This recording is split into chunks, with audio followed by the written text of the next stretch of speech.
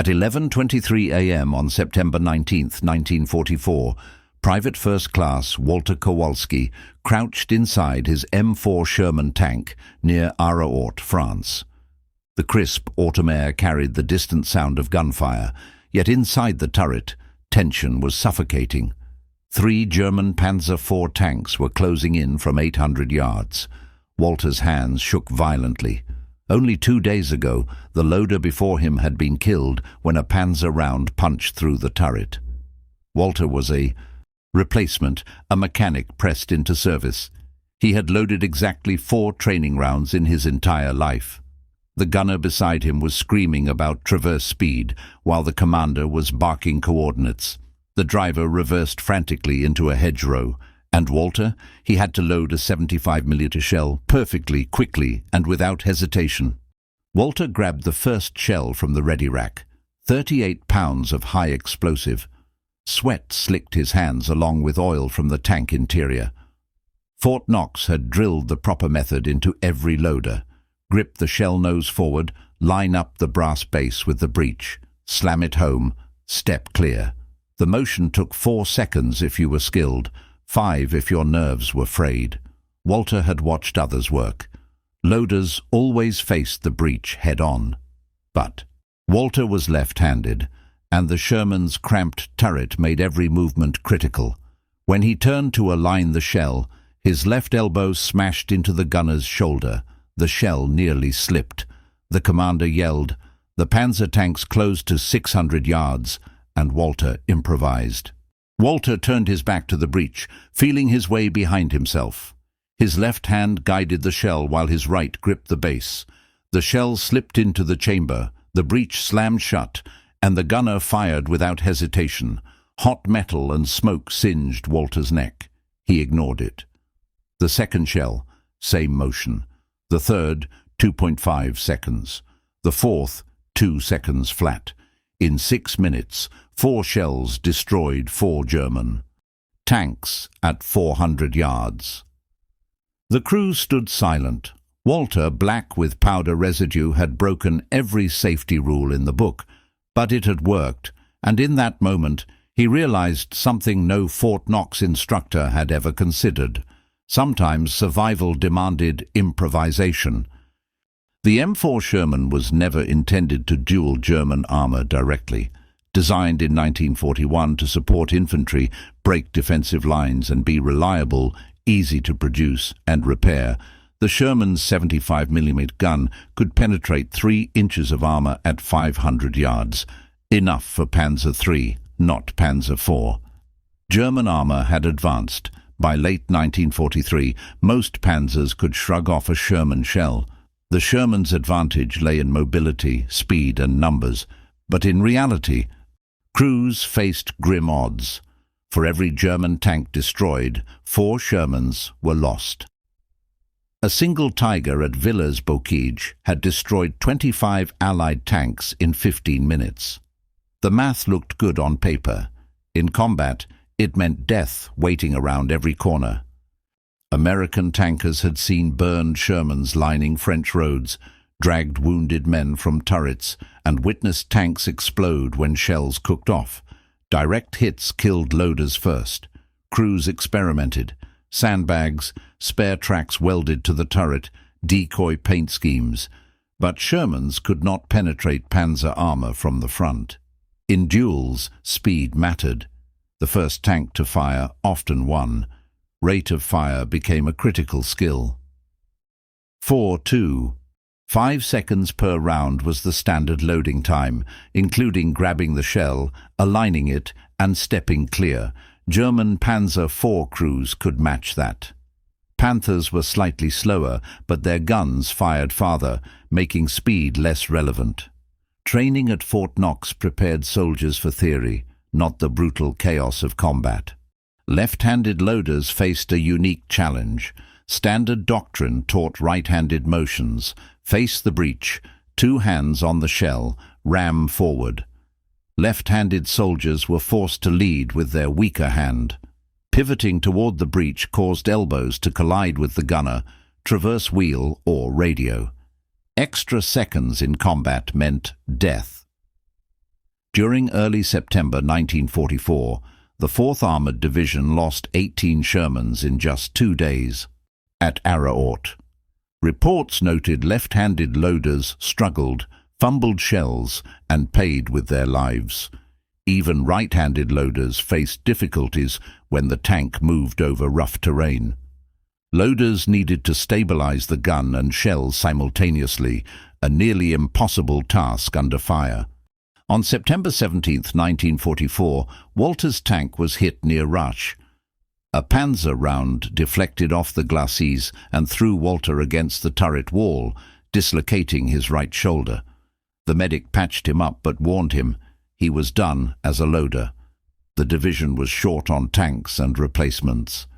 Sergeant Raymond Miller, the tank commander, faced a choice: leave Walter behind or adapt.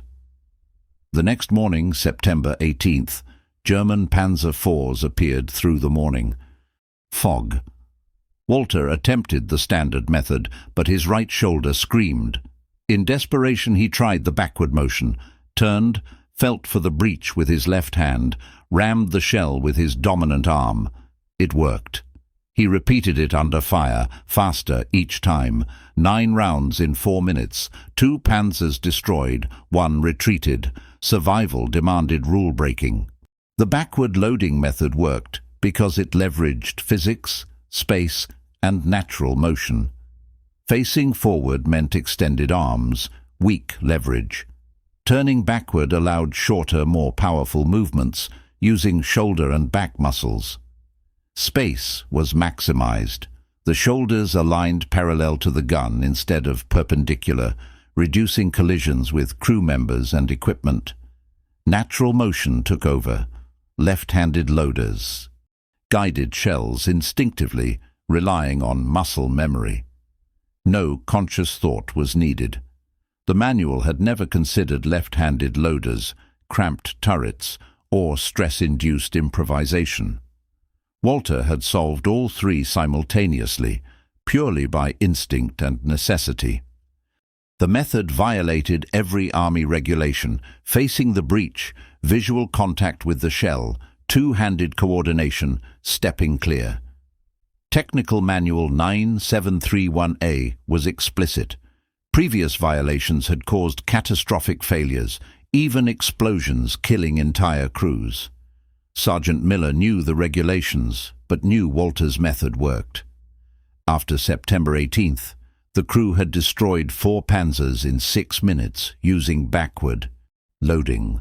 Word spread among the battalion. By September 20th, 3 other loaders tried it. By the 21st, 8. No permissions asked, no official reports filed, just practical survival techniques spreading quietly.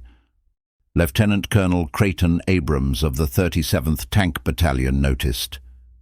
30 years old, famous for aggressive armored tactics, he observed a training exercise where a loader used the backward method. Timing showed 3 seconds per round. Abrams halted the exercise, demanded explanations. Sergeant Miller presented Walter's story, the results and survival improvements. Abrams considered the data, the lives saved, the improved efficiency. Then he made a decision.